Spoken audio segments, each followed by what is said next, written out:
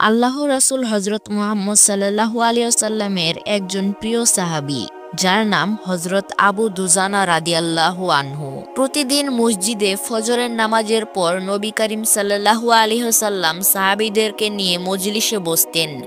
কিন্তু আবু দুজানা রাদিয়াল্লাহু আনহু সেখানে কখনোই বসতেন না। তিনি ফজরের নামাজ পড়ে দ্রুত তার বাড়ি চলে আসতেন। তখন একজন সাহাবী এই বিষয়টি লক্ষ্য করল এবং তিনি নবী করিম সাল্লাল্লাহু আলাইহি ওয়াসাল্লামের কাছে গিয়ে বললেন, ইয়া রাসূলুল্লাহ, আবু দুজানার কি হলো জানি না, কেন যে তিনি দ্রুত বাড়ি ফিরে যান। অতঃপর নবী করিম সাল্লাল্লাহু আলাইহি ওয়াসাল্লাম আবু দুজানা রাদিয়াল্লাহু আনহুকে ডেকে পাঠালেন এবং তারপর তাকে জিজ্ঞাসা করলেন, তুমি কেন প্রত্যেক দিন ফজরের নামাজের পর বাড়িতে এত দ্রুত চলে যাও?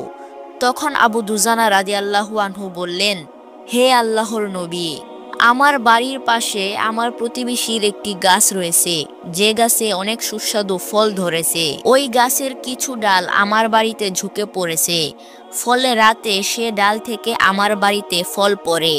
আমি নামাজ পড়ে দ্রুত বাড়িতে চলে আসি এবং পড়ে থাকা সকল ফল কুড়িয়ে প্রতিবেশীর বাড়িতে দিয়ে আসি। আমার বাচ্চারা সকালে ঘুম থেকে উঠে অন্যের ফল কোনো অনুমতি ছাড়া খেয়ে যেন গুনাহ না করে ফেলে, এই জন্য আমি এই কাজটি করি। এই কাজটি না করলে হয়তোবা কাল হাসরের ময়দানে মহান আল্লাহ তাআলার কাছে আমার জবাবদিহিতা করতে হবে। আল্লাহু আকবার। এই ছিল আল্লাহর নবীর সাহাবীদের তাকওয়া। একবার হযরত উমর রাদিয়াল্লাহু আনহু রাতের নির্জনে মদিনার পথে পাহারা দিচ্ছিলেন। এমন সময় সে একটি বাড়ির সামনে দিয়ে যাচ্ছিলেন। তখনই তিনি বাড়ির ভিতর থেকে কারো কথা বলার আওয়াজ শুনতে পেলেন।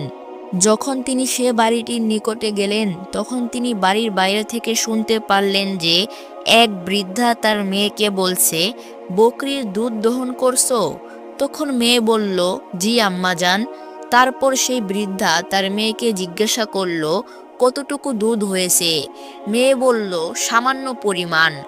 তখন বৃদ্ধা তার মেয়েকে বলল, গ্রাহক এসে তো তার পুরো দুধ চাইবে। তখন মেয়ে বলল, বকরি তো দুধ দিয়েছে কম, আমাদের কি বা করার আছে? তখন বৃদ্ধা বলল, তাহলে তুমি দুধে পানি মেশাও।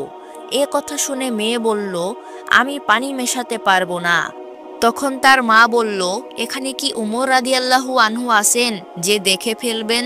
মেয়েটি বলল, মা, উমর রাদিয়াল্লাহু আনহু যদিও বা না দেখছেন, কিন্তু উমর রাদিয়াল্লাহু আনহুর আল্লাহ তো আমাদেরকে দেখছেন।